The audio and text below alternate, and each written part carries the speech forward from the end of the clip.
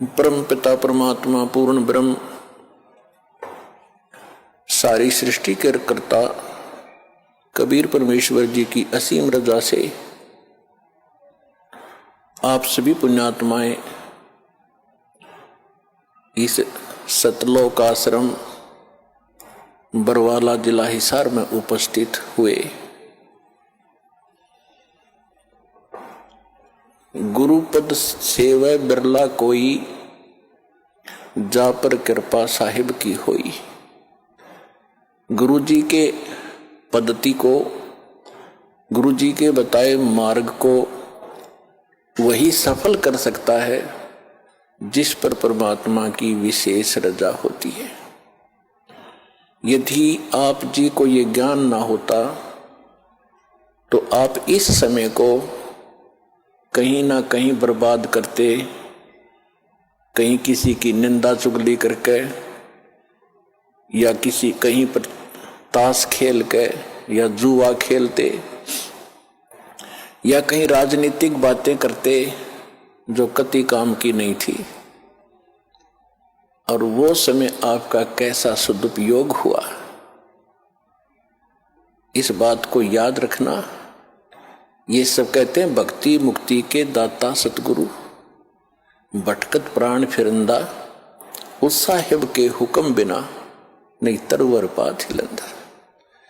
उस परमेश्वर कबीर जी की आज्ञा बिना, उसकी रजा के बिना किसी वृक्ष का पत्ता भी नहीं हिल सकता।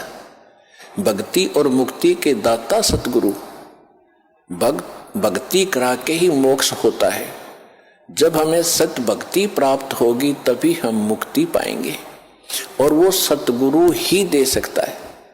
सतगुरु परमात्मा ही होता है, या फिर उस परमात्मा का कृपा पात्र हो सकता है जिसने जो ज्ञान उसी परमेश्वर से जो सतगुरु रूप में आए हुए होते हैं वो फिर आगे उसी के ज्ञान को प्रचार करता है। तो इस विषय में आज ये दास वो सतगुरु है जो परमात्मा का दास, उसका भेजा हुआ कुत्ता आपको जगा रहा हूं भौंक भौंक कर। आप धनी हो,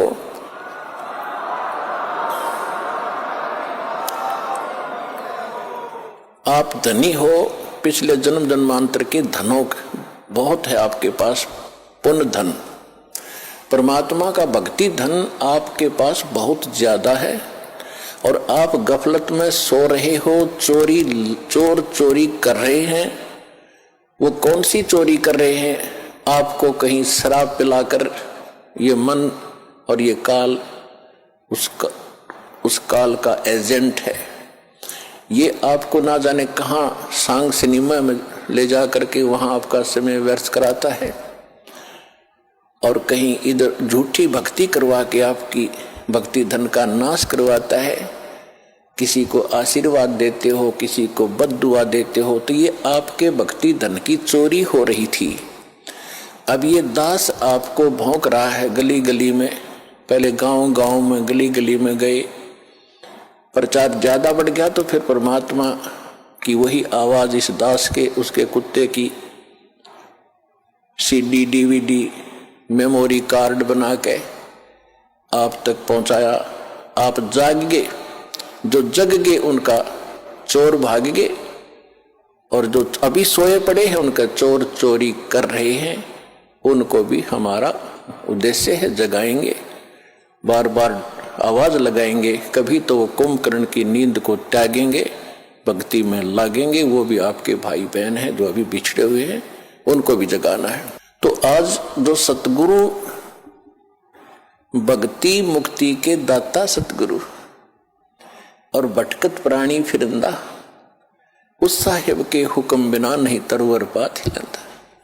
वही परमात्मा स्वयं ही अपने उस सुख स्थान को त्याग कर इस सबसे घटिया स्थान काल के लोक में आता है। सह शरीर आते हैं वो दाता, प्रत्येक युग में एक लीला करते हैं, बालक रूप में कमल के फूल पर प्रकट होते हैं। कुंवारी गायों से उनके बचपन की परवरिश होती है, और फिर बड़े होकर के वो परमात्मा एक आम नागरिक की भी, अच्छे नागरिक की भूमिका करते हैं और सतगुरु की भूमिका भी करते हैं। और फिर उसके अतिरिक्त दूसरी स्थिति में वो कभी भी प्रकट हो जाते हैं किसी स्थान पर कोई साधु संत रूप बना के। कलयुग के अंदर विशेषकर वो जिंदा महात्मा के रूप में ही प्रकट हुए हैं और अच्छी आत्माओं को मिलते हैं। ये वेदों से भी आपको प्रमाणित कर दिया कि परमात्मा सतलोक में रहता है और वहां एक सिंहासन पर विराजमान है, तख्त पर। असंख्य ब्रह्मांड के कंट्रोलर के तख्त यानी सिंहासन पर, राजगद्दी पर मालिक बैठे हैं। वो महाराज हैं, वो भगवान हैं। और यहाँ छोटे मोटे टुकड़ों के जो राजा बने बैठे हैं, ये लोक भी नकली, ये राजा भी नकली। इनका अपना अस्तित्व नहीं, कब मर जाए, कब इनका विनाश हो जाए, कहाँ क्या बीमारी हो जाए। तो एक ही भगवान, वही शक्ति, वही मालिक है, वही सतगुरु है और वही वास्तव में महाराजा है। तो महाराजा की तरह परमात्मा सतलोक में विराजमान है। तो वो परमात्मा यहां जब आते हैं एक अच्छे नागरिक का रोल भी करते हैं, सतगुरु का रोल भी करते हैं, भूमिका करते हैं वो। और दूसरी स्थिति में वो परमात्मा अच्छी आत्माओं को मिलते हैं, वहां से सहशरीर आते हैं जिंदा महात्मा के रूप में, सबको अच्छी आत्माओं को मिलते हैं, उनको अपने से परिचित कराते हैं। फिर वो पुण्यात्माएं भी परमात्मा की महिमा आंखों देखकर आपको सुनाते हैं।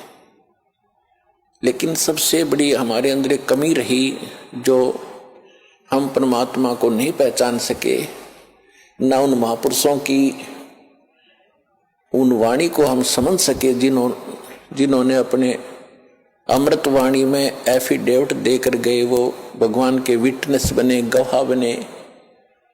हम नहीं समझ सके क्योंकि हम अशिक्षित थे। हमारे पूर्वज जो थे वो श्रद्धालु गणे थे, विश्वासी बहुत थे, क्योंकि जो आत्मा अच्छी होती हैं वो विश्वास प्रत्येक पर कर लेती हैं।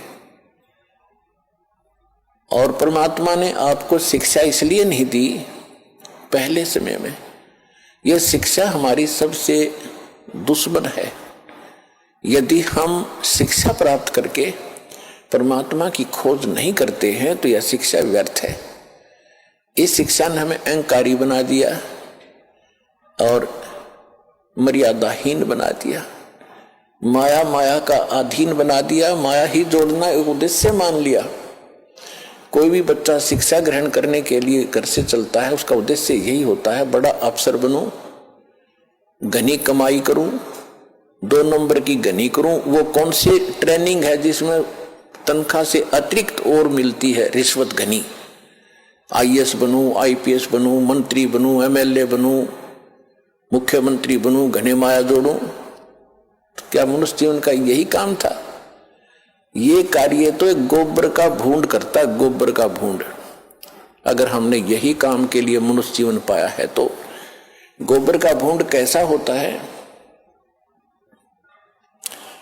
खेतों में पशु गोबर करते हैं और उसको भूंड होते हैं, छोटे छोटे जीव होते हैं, और वो क्या करते हैं, उस गोबर को निकालते हैं, उसमें से उसके गोली बनाते हैं, गोले छोटे छोटे, और उसको धका के उसको रोल करके अपने बिल में भर लेते हैं। उस बिल को गहरा बनाते रहते हैं मिट्टी से खोद खोद के, और उसको गोबर को ठोक लेते हैं, गरोले बना बना के वो गोबर खाते हैं। तो वो व्यक्ति, वो प्राणी वही होते हैं जो मनुष्य जीवन में माया जोड़ जोड़ जोड़ जोड़ कर बैंक भर ले, कोठी बना दे, बंगले बना ले। फिर वो क्या करते हैं, वो हमने देखा कई बार। हम क्योंकि दास का जन्म किसान परिवार में हुआ, खेतों में जाना पड़ता था, पाली भी गए कई बार पशुओं को साथ के साथ। तो वो